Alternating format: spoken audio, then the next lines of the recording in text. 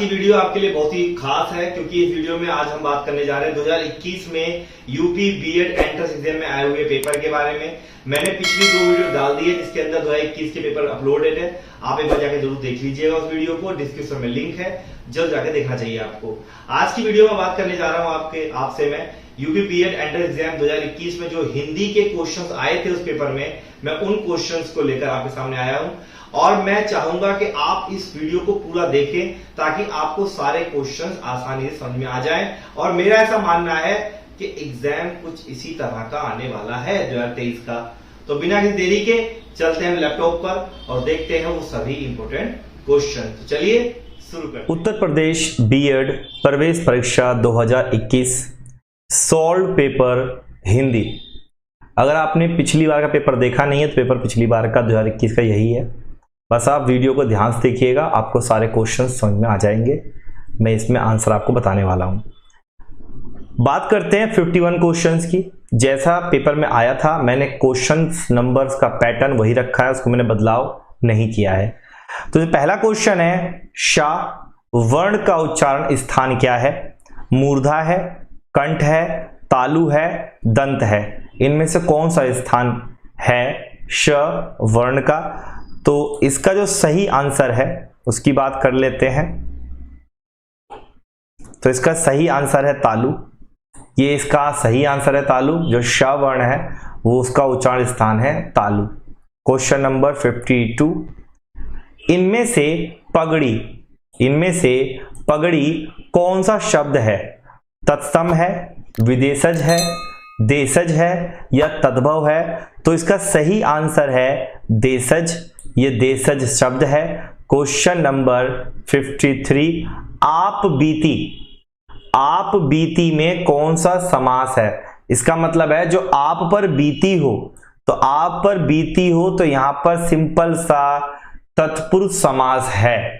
Question number 54, निम्नांकित एक शब्द में उपसर्ग नहीं लगाए। इनमें से कौन शब्द में उपसर्ग लगानी है? उपसर्ग का मतलब क्या होता है? उपसर्ग जो मूल शब्द के आगे लगा हो उसे उपसर्ग कहते हैं और प्रत्यय जो मूल शब्द के पीछे हो उसको प्रत्यय कहते हैं। तो जैसे देखिए यहां पर लिखा अपवाद वाद के पहले लगा है अप, तो अप क्या है? उपसर्ग है। ऐसे ही प्रभाव भाव के पहले लगा है प्र, तो यानी कि प्र क्या है? ये भी एक उपसर्ग है। प्राजय जय के पहले लगा है प्रा, तो यानी कि प्रा क्या है? उपसर्ग है। लेकिन ओढ़ना जो है इसमें ढ़ना यानी कि ढ़ा ये कोई मूल शब्द नहीं है, इसलिए इसका सही जवाब हो जाएगा तुम्हारा option number B. Question number 55, Ankit ने गाना गाया होगा। वाक्य किस काल का है? गाया होगा हमें नहीं पता जी, गाया नहीं गाया, गाया होगा तो भूतकाल है। ये कौन सा है? भूतकाल है। राम ने खाना खाया होगा, मैंने किताब पढ़ी होगी, हमने एग्जाम दिया होगा। तो ये सब क्या है? ये भूतकाल है। क्वेश्चन नंबर 56, अपादान कारक का परसर्ग क्या है? आपको पता होगा परसर्ग के लिए कर्ता ने कर्म को, या आपको पता होगा, आपने इसको पढ़ा भी होगा। तो यहां बोला अपादान का मतलब होता है अलग होना, से अलग होना। तो से अलग होना कहां है? ऑप्शन नंबर बी में है। ये से अलग होना है, तो यही अपादान कारक का परसर्ग है। क्वेश्चन नंबर 57, कैंची किस भाषा का शब्द है? कैंची, तो याद रखिएगा ना ये अरबी है, ना ये फारसी है, ना ये पुर्तगाली है। जो कैंची है ये तुर्की भाषा का शब्द है, कैंची। क्वेश्चन नंबर 58, निम्नलिखित में से कौन सा आधा तीतर, निम्न से कौन सा आधा तीतर आधा बटेर मुहावरे का सही अर्थ है? मतलब आधा तीतर आधा बटेर मतलब ऐसी कोई चीज जो एक से ना बनी हो, मिली जुली सी हो, जो देखने में अजीब सी लग रही हो।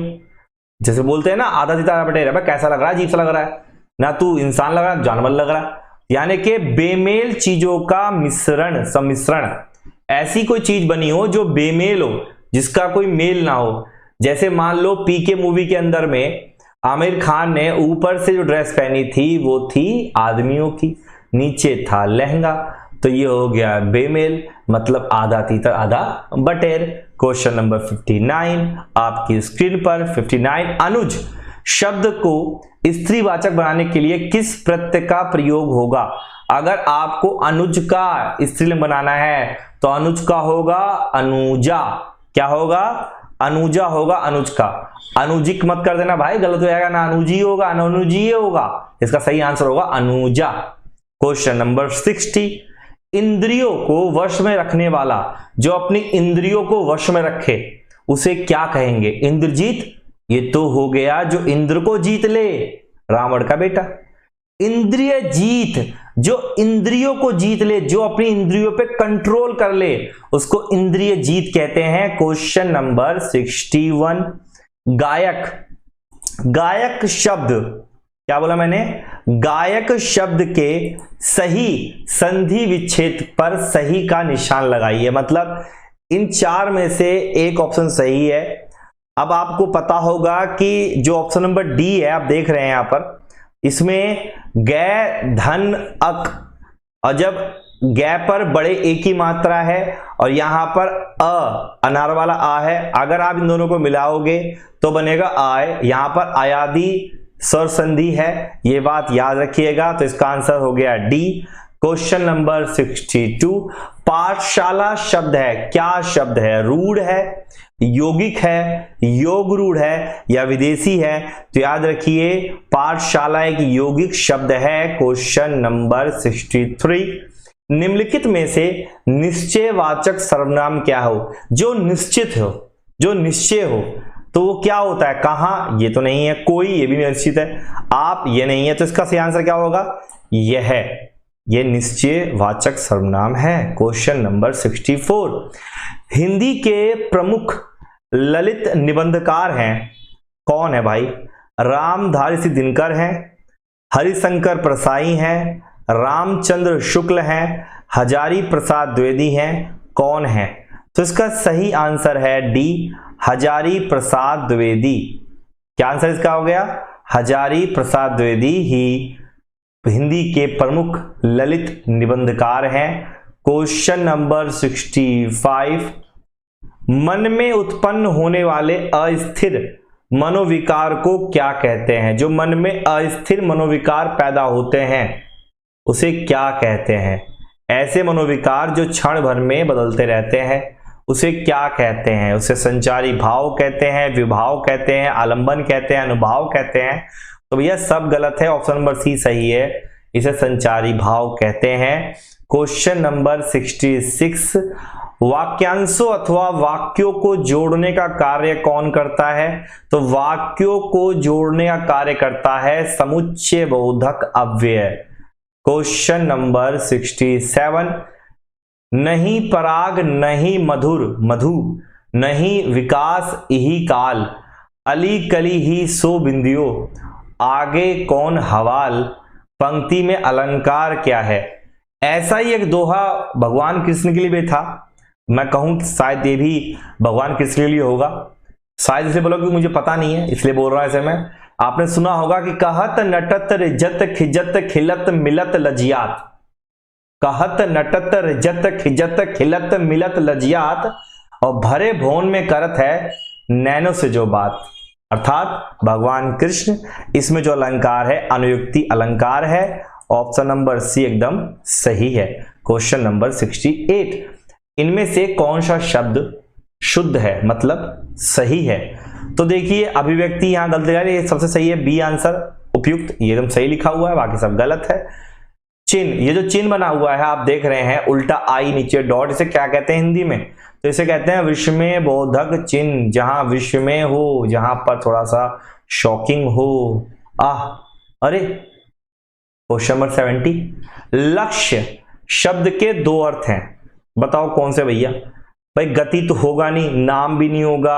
हाँ, आपका लक्ष्य क्या, आपका उद्देश्य क्या है, आपका निशाना क्या है? कहीं पे निशाना, कहीं पे नजर। 71, सौंदर्य और प्रेम के कवि कहे जाते हैं। जो सौंदर्य और प्रेम की बात करें उन्हें क्या कहा जाता है? जयशंकर प्रसाद जी हैं। क्वेश्चन नंबर 72, निम्नलिखित में से अशुद्ध वाक्य का चयन कीजिए। पेड़ पर मैना बैठी है, मोहित गेहूं पिसवाने चक्की पर गया है, निर्दयी व्यक्ति से मित्रता नहीं करनी चाहिए, उसके घर के पास एक मिठाई की दुकान है। भाई निर्दयी व्यक्ति से मित्रता नहीं करनी चाहिए, तो इसका आंसर होगा सी, ये वाक्य अशुद्ध है। Question number 73। यशोदा शब्द में कौन सी संधि है? यशोदा, यशोदा, यश धन ओदा यानी कि विसर्ग संधि है यहां पर। Option number C. Question number 74। निम्नलिखित में से रूढ़ शब्द कौन सा है? रूढ़ शब्द कौन सा है? तो इसका आंसर हो जाएगा ए, सरल, ये रूढ़ शब्द है। Question number 75। श्रव्य काव्य के अंतर्गत आते हैं। श्रव्य मतलब सुनना, कौन सा आएगा? नाटक तो आएगा, नाटक देखना पड़ता है। कहानी और कविता आ सकता है कि आप ये सुनकर भी काम चला सकते हो, आंख बंद कर सुन सकते हो आप। चपला का पर्यायवाची क्या होगा? तो चपला का पर्यायवाची होगा दामिनी। क्या होगा? दामिनी। Question number 77। रिजु का विलोम शब्द क्या है? रिजु का विलोम शब्द है वक्र। Question number 78। रात में विचरण करने वाला कौन सा होगा? निशाचर। निशाचर कब घूमते हैं? भैया रात में घूमते हैं। पाषाण शब्द का मतलब क्या होगा? पाषाण शब्द क्या है? तत्सम है, तद्भव है। मैंने पहले ही बताया था, आपको दोबारा बता देता हूं। तत्सम जो संस्कृत से ज्यों के त्यों लिए गए हैं, तद्भव जो रूप बदल कर आए हैं। तो संस्कृत से रूप बदल कर आए हैं तद्भव होते हैं, और जो संस्कृत ज्यों के त्यों लिए गए हैं उसको हम कहते हैं तत्सम शब्द। तो पाषाण यानी कि प्राचीन पुराने समय का, तो ये क्या हो गया? तत्सम हो गया। Question number 80। अवसर का लाभ उठाना, अपॉर्चुनिटी मिली उसका मौके का फायदा उठा लेना, क्या कराएगा वो? फूले ना समाना, ओहो हो। आकाश पता लेख करना, बिल्कुल नहीं। बहती गंगा में हाथ धोना, भैया जब सबको मौका मिला और आपको मिला और आप भुना लिए, तो इसका मतलब आपने बहती गंगा में हाथ धो लिया। जैसे भीड़ में कोई सारी भीड़ मिलकर बंदे को मार रही है, आपके हाथ में खुजली, आप जाके मार लिए, भैया गलत हो गया। तो क्वेश्चन नंबर 81। वीरस का स्थायी भाव है उत्साह। उत्साह का वीरस का, जब आपके अंदर बहुत वीर रस यानी कि उत्साह होता है तो उसे वीरस पैदा होता है। Question number 82। पृथ्वीराज की आंखें किस विधा की रचना है? तो ये एकांकी इसका सही आंसर है, option number D. Question number 83। भावुक शब्द उदाहरण है, किसका उदाहरण है? ये भावुक, आपको जो पता होगा कि अब आए, इनमें अगर ये शब्द मिलते हैं तो वो आयादी संधि स्वर संधि होती है, मैंने बताया था आपको इस बारे में। Next question. तुमने कैसा शब्द है? मध्यम पुरुष है, अन्य पुरुष है, उत्तम पुरुष है, प्रथम पुरुष है। गया तुमने, ये मध्यम पुरुष है। तुमने क्या किया? तुमने क्या किया? तुमने उसे क्यों मारा? मैंने पूछा उसे क्यों मारा? बीच में कौन है? तुमने। तुमने क्या है? मध्यम। Question number 85। प्रिय प्रवास किसकी रचना है? तो प्रिय प्रवास रचना है अयोध्या सिंह उपाध्याय हरिओद की। Question number 86। निम्नलिखित में से मिश्र वाक्य का चयन करिए। तो याद रखिए मिश्र वाक्य चयन करना सिंपल है, जब दो तीन चीजों को मिला रही हो, जैसे जब अनीता गाएगी तब सुजाता नाचेगी, यहां डिपेंडेबल है एक के ऊपर एक, तो यहां पर हो गया मिश्र वाक्य। Question number 87। अंजलि बहुत थोड़ा भोजन करती है, यहां वाक्य में क्रिया विशेषण क्या है? क्रिया की विशेषता कौन बता रहा है? बहुत। बहुत थोड़ा यानी कि बहुत जो है वो क्रिया की विशेषता बता रहा है। Question number 88। खंड काव्य में किसका वर्णन होता है? तो खंड काव्य में मानव जीवन के एक भाग का चित्रण होता है। Question number 89। 99 के फेरे में पड़ना, इसका मतलब होता है धन संग्रह की चिंता में पड़ जाना। भैया अब तो धन जुटाने चक्कर में पड़ गए हैं तो बर्बादी तो आने वाली है, जो आप खा ही ना रहे बचाए जा रहे हो, कंजूसी कर रहे हो। विशेषण शब्द विशेषता बताता है, वह क्या कहलाता है? विशेष्य। जब विशेषण जिसकी विशेषता बताई जा रही है उसे विशेष्य कहते हैं। Question number 91। उद्यत का विलोम शब्द क्या है? तो उद्यत का विलोम शब्द है विनीत, इसका सही आंसर है। Question number 92। छमाही में कौन समास है? तो छमाही में द्विगु समास है, द्विगु समास है छमाही में। क्वेश्चन नंबर, पता है ना द्विगु समास कौन सा होता है? द्विगु समास ध्यान रखिए जिसमें गिनती की बात आ रही हो, चौराहा द्विगु समास है, चारपाई द्विगु समास है, ठीक है, ये बात भागिएगा। लेकिन अगर आप दशा अवतार, दशांतर, तो ये बहुब्री भी हो सकता है और द्विगु भी हो सकता है, लेकिन अगर दोनों दिए हो बहुब्री भी और द्विगु भी तो बहुब्री को आसान लगाना, तो बहुब्री पहला माना जाएगा उसके अंदर। वैसे यहां द्विगु है, आई होप समझ। द्वंद्व कौन सा होता है? द्वंद्व समास तो जिसमें बीच में हाइफन आता है, ऐसा मान लीजिए आप। और आगे चलते हैं अब नेक्स्ट पर 93। समुद्र में लगने वाली आग को क्या कहते हैं? तो देखिए समुद्र में लगने वाली जो आग होती है उसे कहते हैं बड़वाग्नि, ठीक है। और जेठाग्नि कौन सी होती है? जब पेट में आग लग रही हो भैया। वनाग्नि कौन सी हो? जब जंगल में आग लग रही हो। तो चलते हैं अगले क्वेश्चन पे 94 पर। भाव और मनोविकार किसकी रचना है? तो रामचंद्र शुक्ल की रचना का नाम भाव और मनोविकार है। Question number 95। काव्य के शोभा कारक धर्म किसे माना जाता है? अलंकार को माना जाता है। अलंकार शब्दों वाक्यों के अंदर एक अलग सा भाव पैदा कर देता है, उसके रूप को निखार देता है, उसे ही कहते हैं अलंकार। और आपको पता होगा इस बारे में कि पोथी पढ़ी पढ़ी जग मुआ पंडित भया ना कोय, और 2.5 आखर प्रेम के पढ़े सो पंडित होए। बता दो इसमें अलंकार कौन सा सी बात पे। 96। वेदशाला शब्द है, क्या है भैया? यौगिक शब्द है। ये तो क्या है? यौगिक शब्द है। क्वेश्चन 97। प्रबंध काव्य के कुल कितने भेद बताए गए हैं? तो 2 बताए गए हैं। प्रबंध काव्य के 2 भेद बताए गए हैं। Question number 98। दिगंबर तो भैया दिक धन अंबर, दिगंबर दिक धन अंबर दिगंबर होता है। इसका मतलब कौन सी संधि है यहाँ पर भाई? बताया कोई मेरे को? यहाँ पर संधि कौन सी है? यहाँ व्यंजन संधि है। क के बाद यदि अ आए तो क का तीसरा वर्ण ले लेते हैं तो हो गया ग, दिगंबर। Question number 99।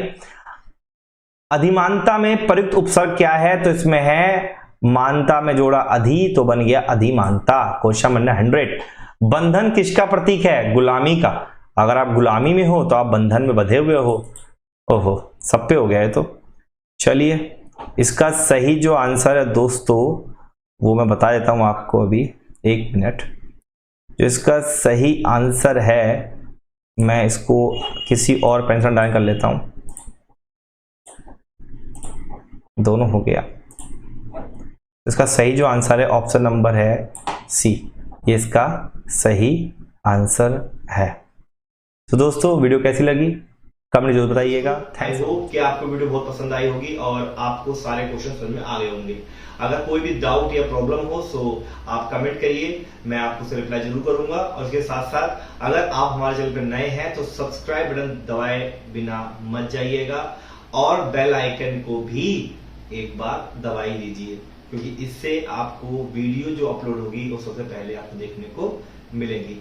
तो दोस्तों आज के लिए इतना ही, मिलेंगे अगली वीडियो में एक अलग कंटेंट के साथ। तब तक के लिए आप सभी को जय हिंद।